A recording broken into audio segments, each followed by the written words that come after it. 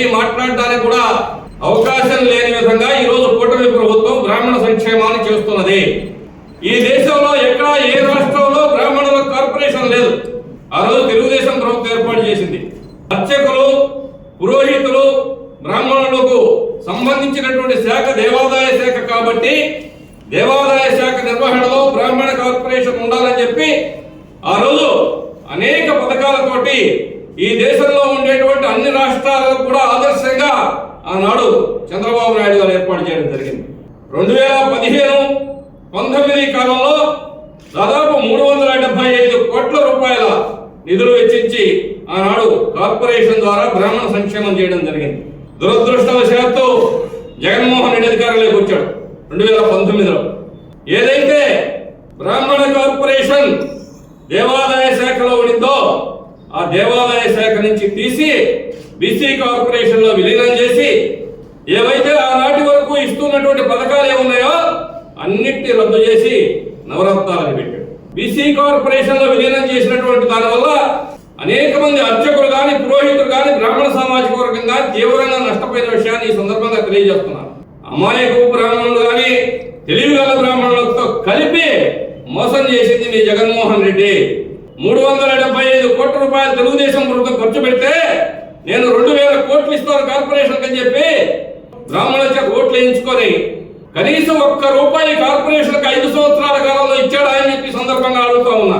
ఈ యొక్క కూటమి ప్రభుత్వం 2024లో అధికారంలోకి వచ్చిన తర్వాత బ్రాహ్మణ కార్పొరేషన్ పునరుద్ధరణ చేసి ఎండోమెంట్ దేవాదాయ శాఖలో పోయిన నెలలో కలపడం జరిగింది. ఈ విషయాన్ని ఆ యొక్క శ్రీకాంత్ మర్చిపోయినట్టున్నాడు. బ్రాహ్మణులు మోసం చేసిందని చెప్పినటువంటి వ్యక్తికి ఒకటే సమాధానం చెప్తున్నాం. ఆయనకైతే సమాధానం చెప్పాలి.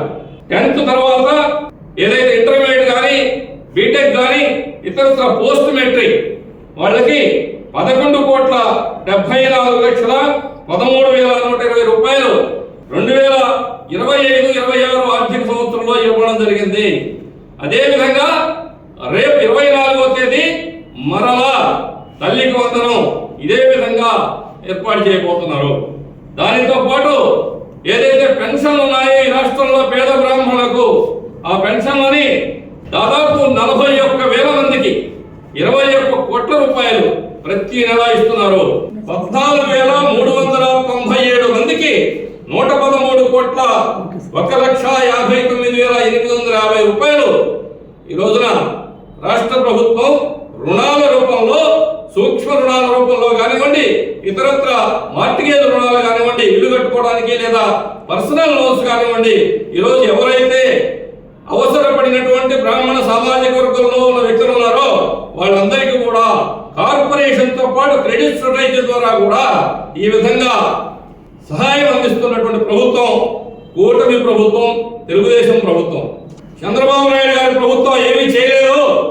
మేము చాలా చేశాం, అర్చకులకు సంక్షేమం చేశాం, దేవాలయాలు రక్షించాం అని చెప్పాడు.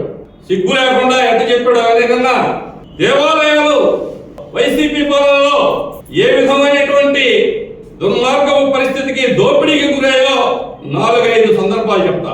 మీ పాలనలో దేవాలయాల రథాలు తగలబెట్టారా లేదా? శ్రీరామచంద్రుడి తల నరికారు, విగ్రహం తల. దుర్గమ్మ గుడిలో వెండి నందులు ఎత్తుకొని పోయారు. మీరా మాట్లాడారు. టీటీడీలో ఉద్యోగాలు ఇచ్చారా ఇలేదా అనేది మేము ఎన్ని చేస్తున్నామో అక్కడ పోయి తెలుసుకో, బయట వచ్చి మాట్లాడకుండా. ఏదో ఒక బురద తల్లి డైవర్ట్ చేయాలనేటువంటి డైవర్షన్ రాజకీయాలకి చేస్తే ప్రజలు తగిన బుద్ధి చెప్తారని ఈ సందర్భంగా తెలియజేస్తా ఉన్నాం. మొట్టమొదటిసారిగా మన నెల్లూరు జిల్లాలో క్యాన్సర్ సంబంధిత సంపూర్ణ వైద్య సేవలు ఇప్పుడు మన మెడికవర్ హాస్పిటల్ నందు అందుబాటులో. అత్యాధునిక సాంకేతిక పద్ధతులలో దక్షిణ భారతదేశపు మొదటి హాల్సియన్ రేడియేషన్ మిషన్ తో క్యాన్సర్ కు రేడియేషన్ చికిత్స, నిష్ణాతులైన వైద్య నిపుణులు, మెడికల్ సర్జికల్ రేడియేషన్ ఆంకాలజిస్టులు, న్యూక్లియర్ మెడిసిన్ ఫిజిషియన్ అన్ని వేళలా అందరికీ అందుబాటులో. అన్ని రకాల క్యాన్సర్ చికిత్సలను డాక్టర్ ఎన్టీఆర్ వైద్య సేవ పథకం ద్వారా నిర్వహించుదురు. మరిన్ని వివరాలకు 086135003551 ను సంప్రదించండి. Medicover cancer institute, NH5, Chintareddypalem cross road, Nellore.